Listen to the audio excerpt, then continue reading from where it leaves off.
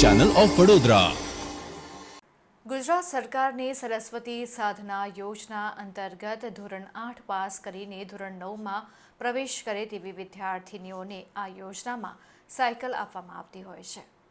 આ યોજનામાં સરકાર દ્વારા વિદ્યાર્થીઓને સાયકલ આપવામાં આવતી હોય છે, જેનાથી વિદ્યાર્થીનીઓને શાળાએ જવામાં મુશ્કેલી ન પડે અને તેઓ અભ્યાસ સારી રીતે કરી શકે, તેના માટે આ સાયકલ આપવામાં આવે છે।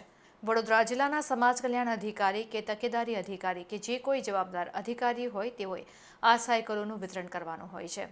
શાળાનું જૂન સત્ર 2023 પૂર્ણ થઈ ગયું હોવા છતાં 2024ના નવા સત્રમાં વિદ્યાર્થીનીઓએ પ્રવેશ પણ લઈ લીધો છે, છતાં હજી સુધી આ સાયકલો વિતરણ કરવામાં આવી નથી।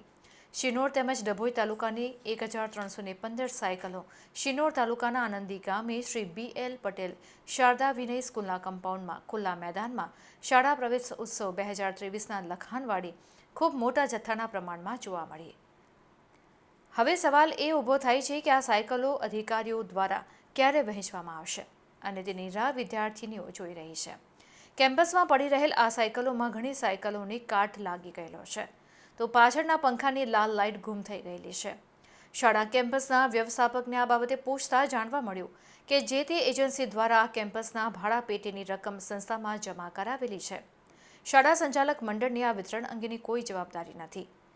ગુજરાત સરકારની આવી અનેક સારી યોજનાઓ સમયસર લાભાર્થીઓને મળતી ન હોવાને કારણે સરકાર ભોગવાઈ છે।